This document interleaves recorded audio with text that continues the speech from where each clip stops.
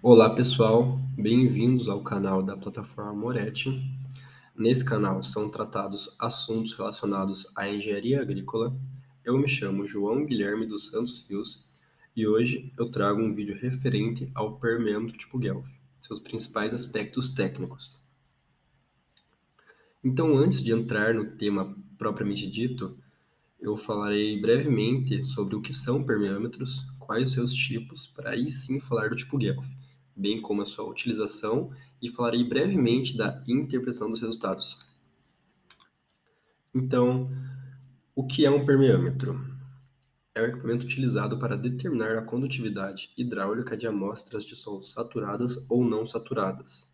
A condutividade hidráulica é a propriedade que define a maior ou menor facilidade de percolação da água através dos poros de um determinado local, sendo utilizada em estudos e projetos de canais, sistemas de drenagem, de irrigação, aterros sanitários, entre outros.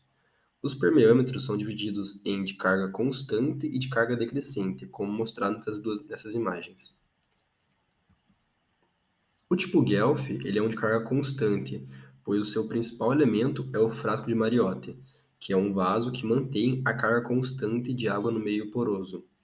Aqui eu trouxe uma imagem mostrando os 11 principais componentes do permeâmetro tipo Guelph, que consiste basicamente no primeiro componente sendo o tubo de ar, o segundo o suspiro, o terceiro o tubo com escala graduada, o quarto a tampa do reservatório, o quinto, o reservatório externo, o sexto, o reservatório graduado interno, o sétimo, a base do reservatório, o oito, a válvula de depósito, o nove, a bucha do tripé, 10 é o tripé e o 11 é a ponteira. Esse permeâmetro, por ser composto por um conjunto de tubos transparentes, né, no caso tendo dois reservatórios, ele permite uma maior faixa de medição da permeabilidade, conseguindo medir tanto em solos muito compactados e argilosos, como em solos de areia grossa. Além do que, por seguir o princípio do frasco de Mariotti, ele permite estabelecer a permeabilidade do solo saturado. Além do que, o tripé permite adaptar o permeâmetro a terrenos irregulares. Então, esse permeâmetro ele permite a medição da condutividade hidráulica saturada, permite a medição do potencial e do fluxo matricial, que é basicamente a capacidade de absorção de água no solo. Ele permite a medição do parâmetro da extensão capilar macroscópica. Agora eu falarei brevemente do uso desse permeâmetro. Em geral, ele vem sendo aplicado em projetos como sistemas de irrigação, sistema de drenagem, estudos hidrogeológicos em geral, e a medição de seus parâmetros é feita no local, né? Ou seja, in situ. E a principal vantagem desse permeâmetro é a rapidez do ensaio e a menor perturbação do solo e maior faixa de medição, que vai tanto da argila compactada como de solos com areia grossa, né? Além disso, ele é muito simples de operar. Ele precisa de apenas duas pessoas e de 2,5 litros de água para realizar um ensaio no frasco de Mariotti, né? A principal desvantagem no aspecto financeiro é o seu valor elevado, que fica na casa dos R$ 30.000. Além disso, por ter o frasco de Mariotti como principal componente, ele mantém a carga constante de água no meio poroso, né? Então, para você conseguir fazer a medição, primeiro se faz uma perfuração no solo e lá é instalado o aparelho. Aí deixa-se fluir a água para dentro da perfuração, que vai ser aos poucos absorvida. Aí essa permeabilidade do solo saturado, ela vai ocorrer quando essa absorção se equilibrar, ou seja, quando a velocidade da percolação de água se tornar igual à velocidade de saída do permeâmetro. Agora eu falarei brevemente de como interpretar os resultados, só que eu falarei de maneira bem breve mesmo, porque tem que ter um maior aprofundamento, já que ele possui seu próprio método de interpretação. Então, esse método, ele é um método teórico desenvolvido por Reynolds e Eric, que foram quem criaram, né, o permeâmetro, e ele utiliza uma equação onde a vazão ela é determinada pela fórmula Q igual R vezes A, sendo o Q a vazão, o R a razão da vazão constante obtida durante os ensaios, e o A é a área do reservatório do permeâmetro utilizado. Para determinar os parâmetros correspondentes à infiltração dos solos, é utilizado o método de carga hidráulica, proposto por Ehrlich em 1989.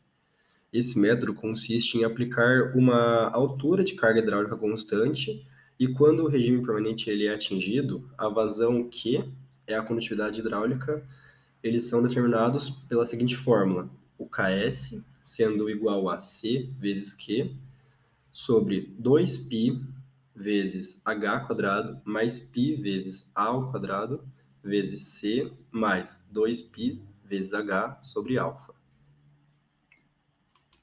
Sendo que o h é a altura da carga hidráulica, o a é o diâmetro do orifício aberto pelo trado no solo, e o alfa ele é estimado por avaliação visual in situ, né, no local, da macroporosidade, ou seja, fissuras, formigueiros, furos de raiz, etc. E a textura do solo ela é obtida a partir de uma tabela colocada aqui também, que mostra tipos de solo, como argilas compactadas, solos de textura fina, argilas até areias finas e areias grossas. E o C, que é o fator de forma, ele depende dessa relação de altura por diâmetro do tipo de solo.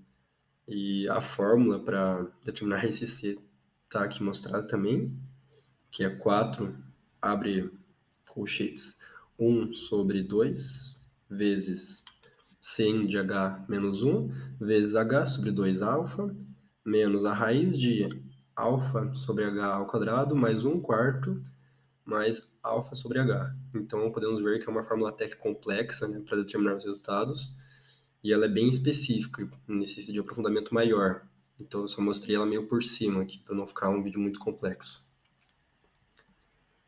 E, vindo à conclusão, podemos, então, inferir que esse permeâmetro ele é válido para medições tanto em solos argilosos quanto arenosos, sendo essa a sua principal vantagem, além da sua rapidez e facilidade.